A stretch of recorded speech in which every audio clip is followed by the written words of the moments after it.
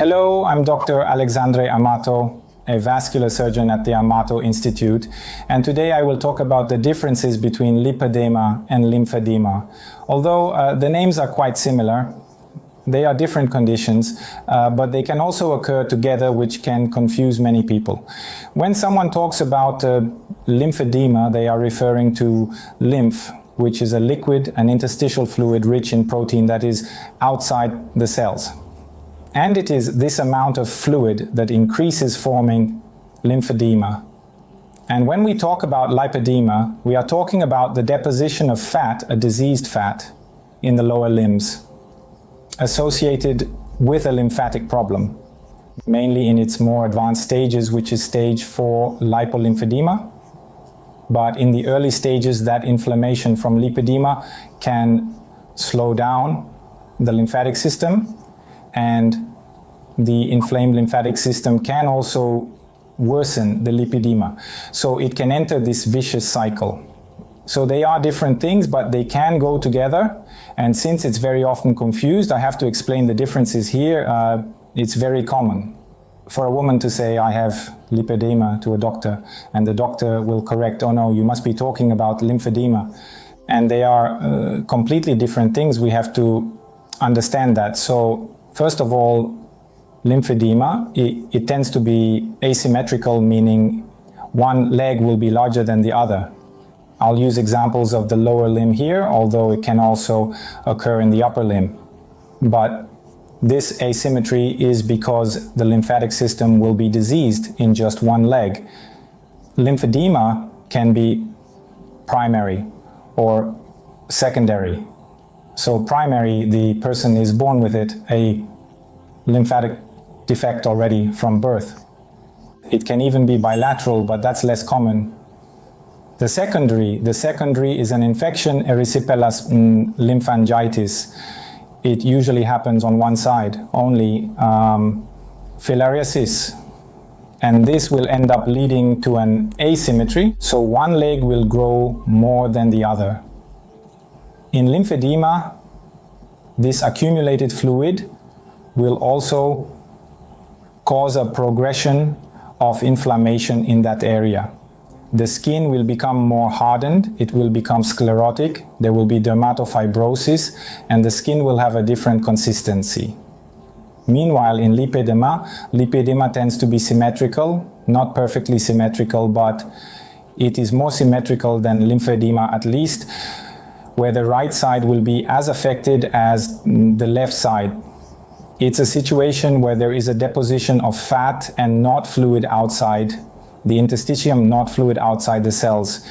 Even though in lipedema there is that sensation that you are retaining fluid, it's more of a sensation than the fluid like it would be with lymphedema, for example. The skin in lipedema is softer and not necessarily harder. In lymphedema, there's an involvement of the feet. So the feet, when we're talking about the upper limb, also the hands. So there's a buildup of this lymphatic fluid, and if the lymph can't return to the circulation, it ends up pooling and pools in the entire limb from that point of obstruction. So the feet will be affected too. This becomes evident in the feet when we perform a test, which is to try to pinch the skin on the top of the foot. So in lymphedema, it's not possible. In lipedema, it is possible because lipedema spares the feet.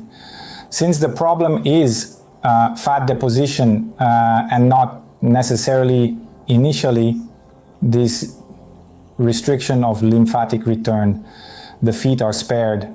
Now in more advanced lipedema, in stage 4, where there is lipolymphedema, the feet are also affected. Now an essential difference when present is easy to identify, which is the presence or absence of pain. Lymphedema doesn't hurt.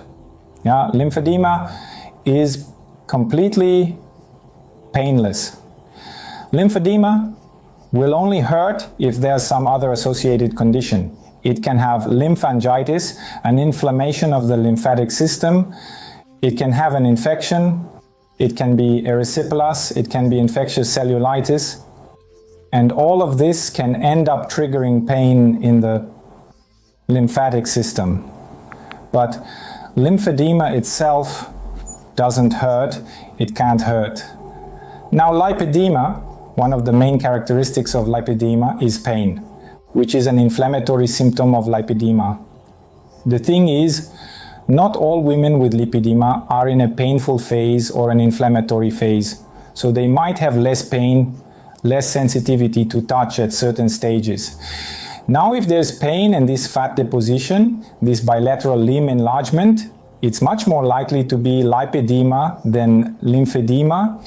Another difference is about the skin indentation. So when we press the skin against a bony prominence, against a bone, and apply a bit of pressure at the concavity, and not the fact that it turns white, the concavity is a marker of edema.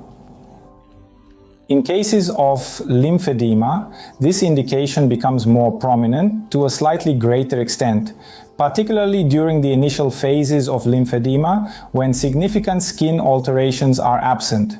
This is because as lymphedema progresses to advanced stages with hardened skin, this indication becomes less discernible. Conversely, in lipedema, this skin marking, a depression upon pressure, is quite subtle. While it may occur, it lacks the pronounced visibility seen in lymphedema. Additionally, pressing on the affected area in lipedema typically induces discomfort. So, those are the main differences between lipedema and lymphedema. Two different conditions that can occur together. Did you like this video? Subscribe to our channel, share it with your friends, and see you next time.